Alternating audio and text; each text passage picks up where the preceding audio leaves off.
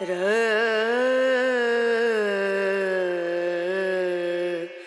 no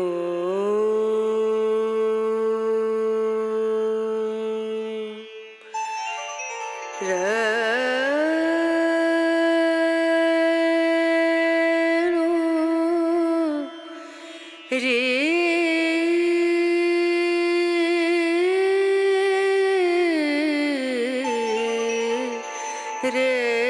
na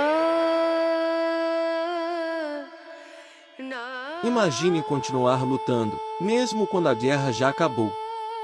Imagine viver anos, décadas, acreditando que tudo ao seu redor é uma mentira, que cada voz, cada mensagem, cada tentativa de contato é apenas uma armadilha.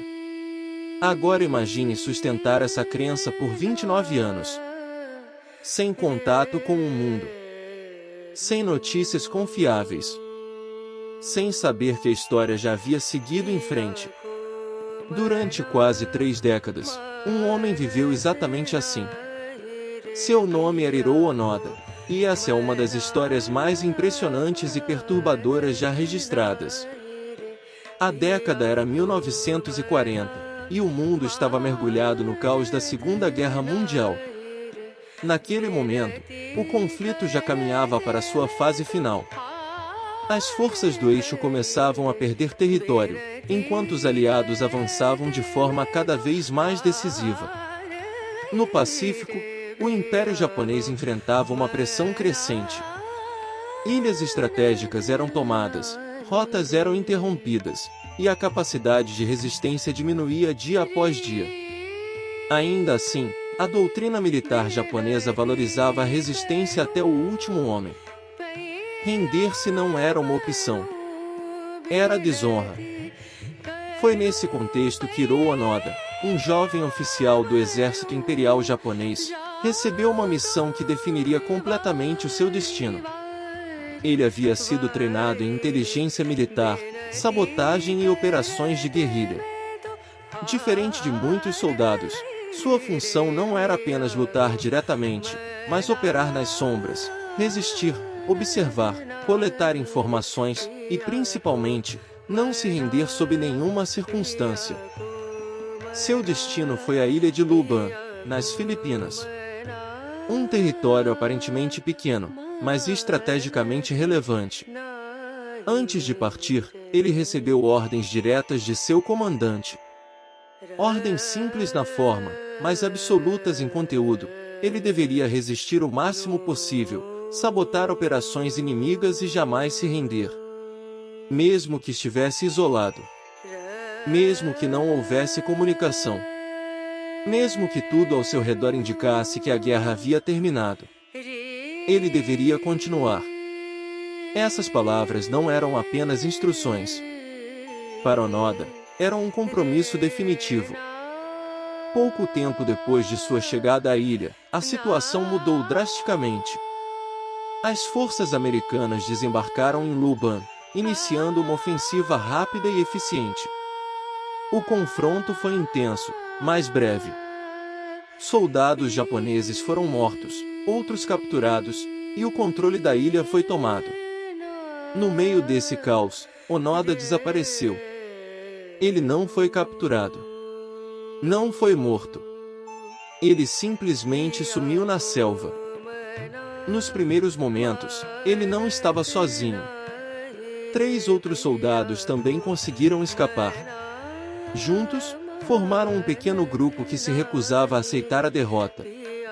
Eles se embrenharam na floresta, utilizando o treinamento que possuíam para sobreviver.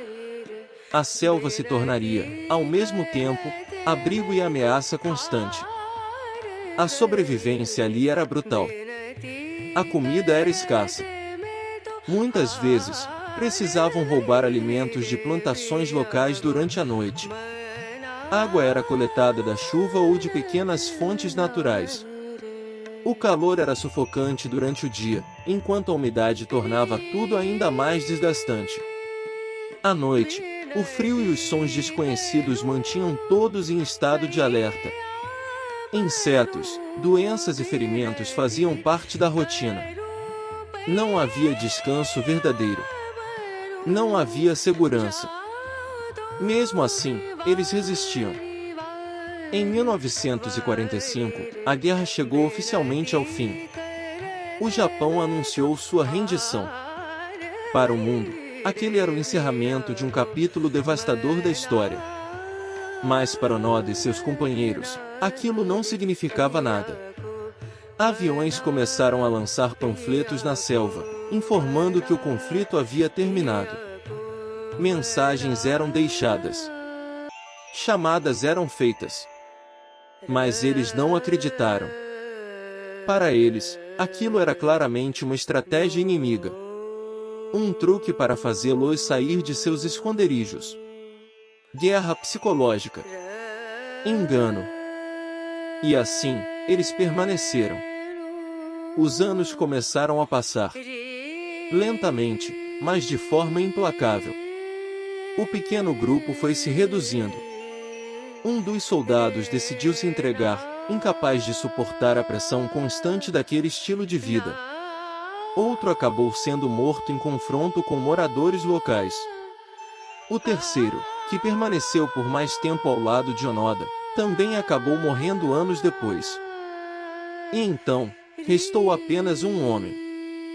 Sozinho na selva, sem contato com o mundo exterior, Hiroo Onoda continuou vivendo como se ainda estivesse em guerra. Ele mantinha sua rotina. Observava movimentações, analisava riscos, realizava ataques esporádicos contra plantações e estruturas que julgava serem do inimigo, e depois desaparecia novamente na floresta. Para os moradores da região, ele se tornou uma figura quase mítica. Um fantasma armado que surgia e desaparecia. Para Onoda, nada daquilo era estranho. Ele estava apenas cumprindo sua missão. Décadas se passaram. O mundo mudou de formas inimagináveis.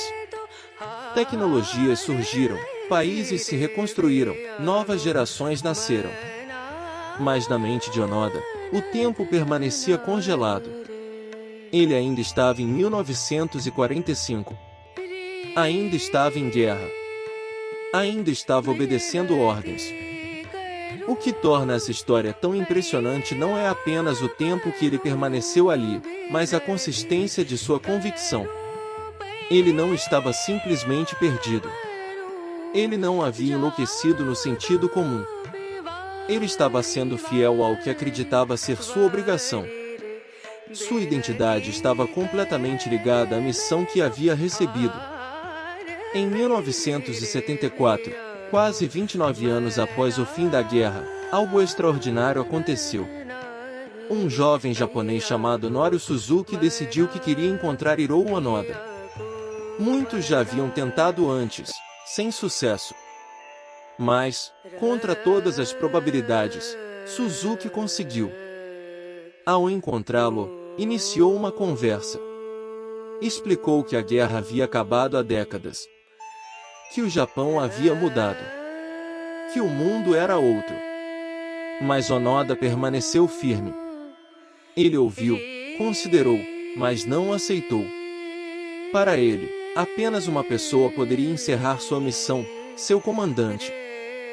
Diante disso, uma decisão foi tomada.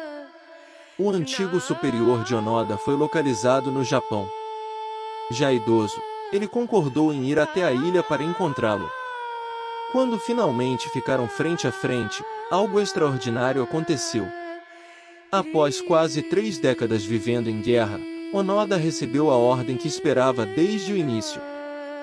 Seu comandante disse que a guerra havia terminado. Que sua missão estava concluída. Que ele poderia, finalmente, parar. Após 29 anos, Hiroo Onoda baixou sua arma. Ele saiu da selva ainda vestindo seu uniforme, carregando seu rifle, com sua postura firme. Como se o tempo não tivesse passado. Como se ele tivesse simplesmente pausado sua vida e agora estivesse retomando. Para o mundo, ele era um homem que havia vivido isolado da realidade por décadas. Para ele, havia sido apenas uma missão cumprida até o fim. Sua história levanta questionamentos profundos. sobre disciplina, lealdade, obediência e identidade. Até que ponto seguir ordens é uma virtude? Em que momento a fidelidade se transforma em prisão? Onoda não foi derrotado pela selva. Não foi vencido pelo tempo. Ele foi mantido ali por algo muito mais poderoso, sua própria convicção.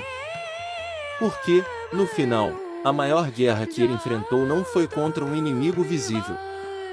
Foi dentro da própria mente.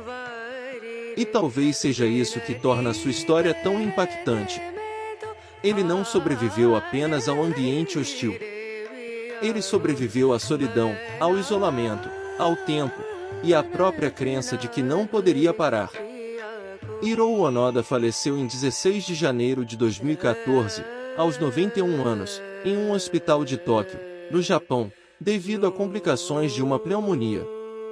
Mas sua história permanece como um dos exemplos mais extremos de disciplina e resistência já registrados.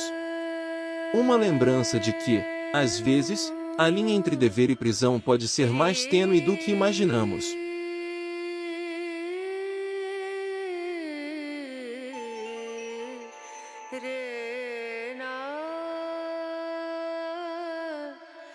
Na